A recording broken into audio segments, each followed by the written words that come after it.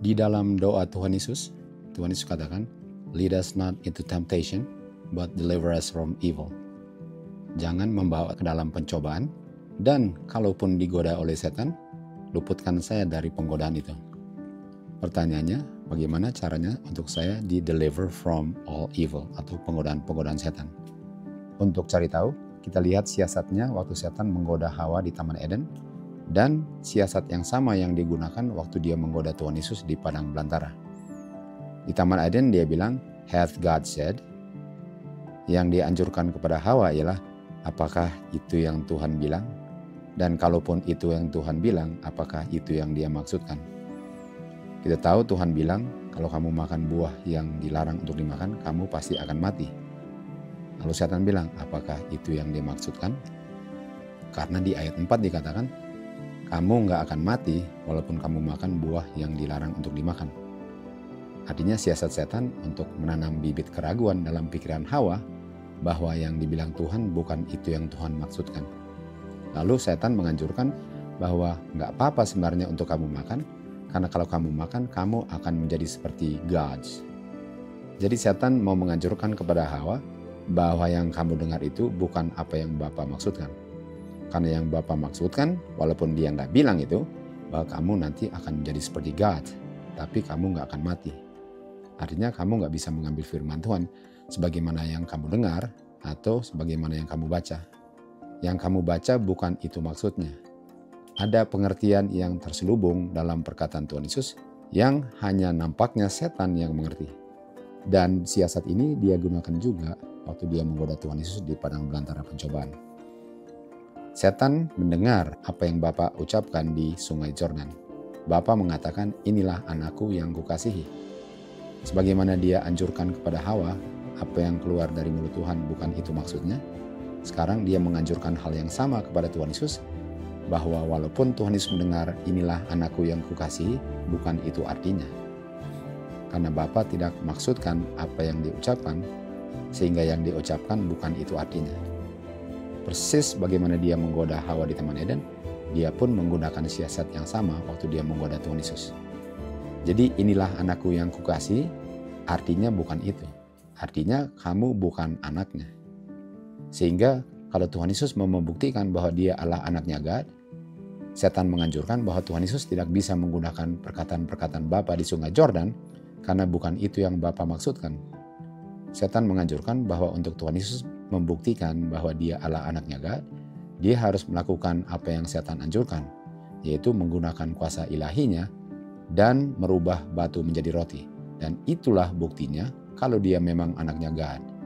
Dia menganjurkan kepada Tuhan Yesus bahwa Tuhan Yesus tidak bisa menggunakan perkataan Bapa di sungai Yordan sebagai bukti bahwa dia adalah anaknya God, tetapi Tuhan Yesus harus membuktikannya sendiri kepada setan bahwa dia adalah anaknya God dengan merubah batu menjadi roti.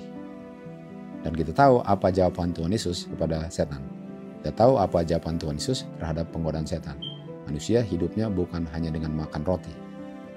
Artinya untuk membuktikan bahwa Tuhan Yesus adalah anaknya God, Tuhan Yesus tidak perlu membuktikan kuasanya untuk merubah batu menjadi roti, karena bukti bahwa Tuhan Yesus adalah anaknya God ialah Bapa yang katakan bahwa Tuhan Yesus adalah anaknya God. Jadi setan kalah dalam penggodaan itu, karena setan mau mengalihkan perhatian Tuhan Yesus dari perkataan Bapanya, dan sekarang dia mau alihkan dengan Tuhan Yesus harus membuktikannya sendiri bahwa dia anaknya God. Seakan-akan kita nggak boleh percaya apa yang dikatakan dalam kitab suci, dan kita harus buktikan sendiri terpisah dari firman Tuhan. Itulah yang setan anjurkan. Dan guru-guru spiritisme di akhir zaman yang adalah guru-guru palsu ini, mereka juga mengeko perkataan-perkataan setan dengan mengatakan bahwa walaupun di Alkitab dikatakan bahwa Tuhan Yesus adalah anaknya God, mereka katakan bukan itu artinya. Tuhan Yesus bukan the literal dan bukan the natural son of God.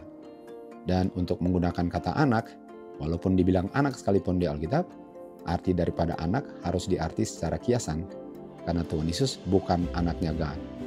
Sehingga Alkitab bukan itu artinya. Dan nampaknya hanya orang-orang yang ke sekolah tinggi lah yang bisa mengartikan Alkitab, karena Alkitab sebagaimana orang awam baca bukan itu artinya. Hanya bisa dimengerti oleh orang-orang yang ke sekolah. Dan itulah yang setan anjurkan, Dan banyak orang-orang yang adalah guru-guru palsu ini mengulang lagi apa yang setan katakan kepada Hawa dan katakan juga kepada Tuhan Yesus. Artinya caranya untuk tidak tertipu ialah it is written. Apa yang ditulis di Alkitab, itulah artinya. Kecuali Alkitab menggunakan simbol, the figure, yang kita baca itulah artinya. Jadi waktu dibilang Tuhan Yesus adalah anaknya God, Petrus mengaku bahwa Tuhan Yesus adalah the Son of the living God. Waktu Kayafas tanyakan kepada Tuhan Yesus, apakah kamu the Son of God? Tuhan Yesus bilang apa? Iya, saya adalah the Son of God. Dan waktu orang buta yang matanya disembuhkan mengatakan, siapa dia? Siapa itu Son of God? Tuhan Yesus katakan, yang sedang berbicara dengan kamu dan yang sedang kamu lihat adalah the Son of God. Dan sebagaimana yang tertulis dan yang kita baca di Alkitab, itulah artinya. Jesus Christ is the Son of the living God. Tanda-tanda di akhir zaman yang menunjukkan bahwa pintu sudah mau tertutup ialah guru-guru palsu ini yang memutarbalikan arti daripada kata Alkitab yang sangat sederhana menjadi arti-arti yang mistik. Mereka adalah spiritual teachers yang memutarbalikan firman Tuhan. Sehingga orang yang tidak kokoh pengertiannya dalam firman Tuhan akan gampang untuk dihanyutkan, diseret, dan ditipu. Ambillah firman Tuhan sebagaimana sudah tertulis. Dan kita tidak perlu bergantung kepada siapa saja yang mengartikan apa artinya firman Tuhan. Kalau firman Tuhan sudah dengan sangat jelas mengungkapkan dirinya sendiri. Do not be deceived by these false teachers in the last days. Karena mereka adalah bukti bahwa kita sudah hidup di akhir zaman. To God be the glory.